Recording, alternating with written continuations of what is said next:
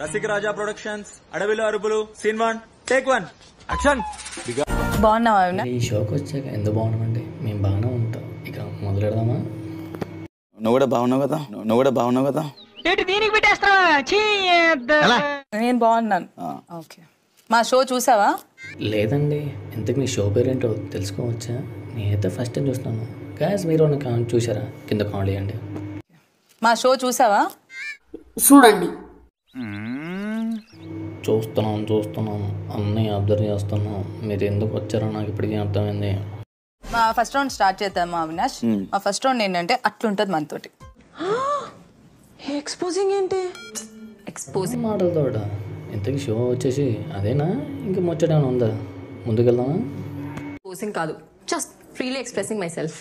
So బయట కొన్ని నీ గురించి అందరికీ తెలియనివి నేను కొన్నాడు. తెలుసుకొని చేసేదమ్మా. ఏం చెప్తామా దాంతో? ఏం లేదు అక్కడ.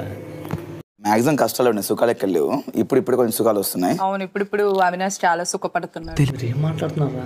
షో అనుకుంటున్నారా? ఇంకేం అనుకుంటున్నారా? ఆ పదాలు ఏంటి? ఆ మాటలు ఏంటి? అవినాష్ అవునా, నువ్వు అంత రొమాంటిక్ గా? చాలా చూపించదా?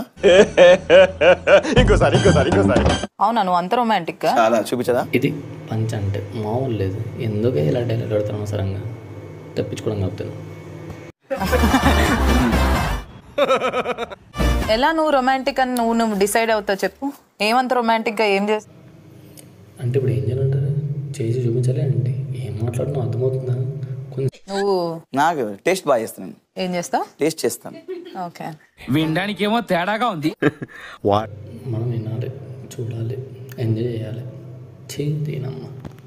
మరి రీతు చౌదరి ఎంత బ్యాక్ ఉండాలి? ఏం మాట్లాడుతున్నావే? బ్యాక్ సో టాపిక్ తెలియదు. నేను background I mean single meaning ఒక్కట్లో పోయా. మీకేం అర్థమైందంటే కింద కామెంట్ చేసి.